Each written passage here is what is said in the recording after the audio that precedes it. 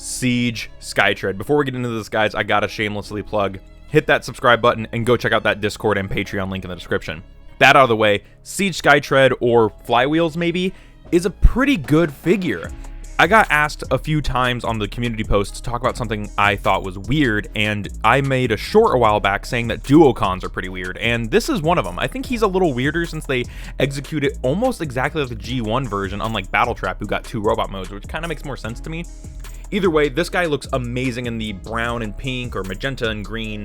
I am colorblind, I am sorry. Love the hits of gold or copper on this guy. Those nice little highlights really do a lot. And it is Siege, so it does have that painted battle damage, but his is really subtle, and it's really only on the tank, which is nice. He does have a problem where, like, you're supposed to be able to make this tank barrel, but it doesn't fit. Like, even with the little gun, it doesn't work. It really sucks.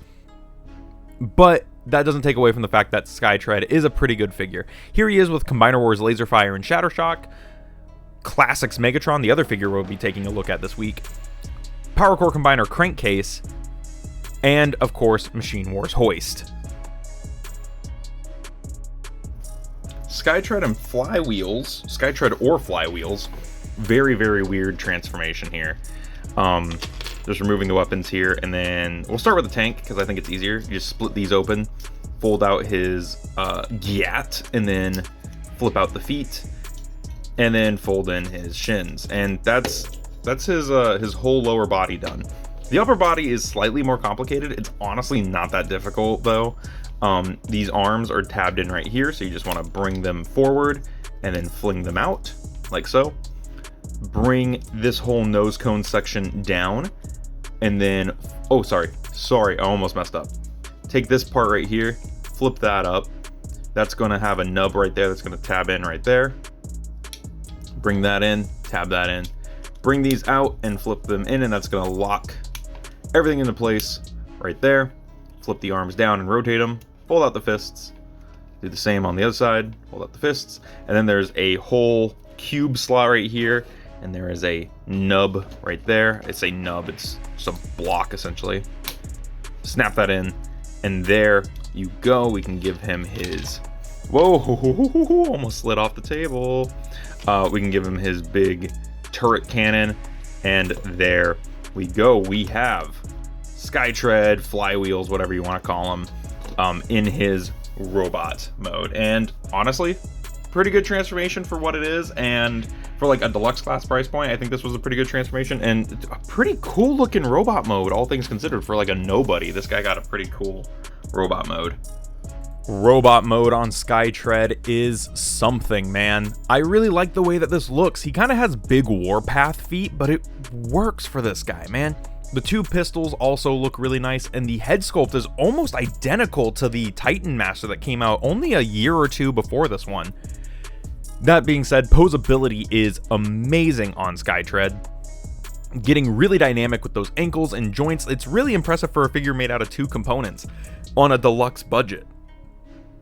The colors really pop here. Some of the details from the tank mode really coming through, and the jet mode cockpit folding over looks really, really nice. I would say he'd be worthwhile turning into some of the cyber jets if it wasn't for the fact that you had to combine it with the tank.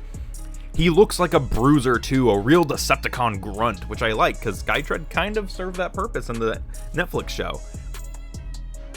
He's just an all-around pretty good bot, and the Slam Dance repaint of this is also really nice if you can find it. For comparisons, here he is again with Classics Megatron, a figure we'll be looking at later this week. Combiner Wars Laser Fire with Target Master Shattershock, Machine Wars Hoist, and for a more modern comparison, Legacy Scourge. Fits in pretty well with just about anything, being a little on the short side. Skytread, let's look at him. He is weird, but he actually has like all the articulation you'd really want out of a Siege figure. He has a ball jointed neck, and his head is the ball joint, which means like his head has the ball joint on it, and the sockets on the torso, so he does get slightly more emotive than a lot of characters. I don't know why they don't do that more often, because it just gives the figure so much more emotion. Shoulders are 360. They move up really far and back down. bicep swivel, bend at the elbow way past 90. So again, he's just rocking this shoulder articulation, this arm posability. The only thing he's missing is a wrist, though it does fold in and out for transformation. Going below the waist, he has a slight waist swivel, although it's not very useful, but you can swing it side to side to get just about what you want out of it. So there it is. Legs go forward about that far, legs go back. If you move it around that tail fin, they go back about that far. If you move the wing out of the way, they go a little bit further. So pretty hindered back. Bend at the knee, just 90 there. His feet go forward and back. And then he has a slight ankle tilt, but if you rip this open, he has a almost a full inversion ankle tilt. So that is pretty good articulation on this guy, if I do say so. Especially for a dude whose budget probably went into that goofy little combination there that he did. Like at a deluxe price point during Siege, for a figure that probably didn't receive all the biggest amount of budget, this guy came out pretty good. Really happy with the way Skytread came out. All in all, Skytread is a very good figure, I would say. If you can find this dude for like 20 bucks, I'd say it's totally worth it. He's a fun toy. He is an interesting character, and we're probably not getting another one, so this might be your last chance to get a modern Skytread. I don't really see them doing the duocons again, at least for a while, but who knows? It was kind of a crapshoot that we got them in the first place. I think he looks really nice. I think he's a worthwhile pickup, and if you can find him for a good price, 100% he's worth it. Or the Slam Dance version. I think both are worthwhile.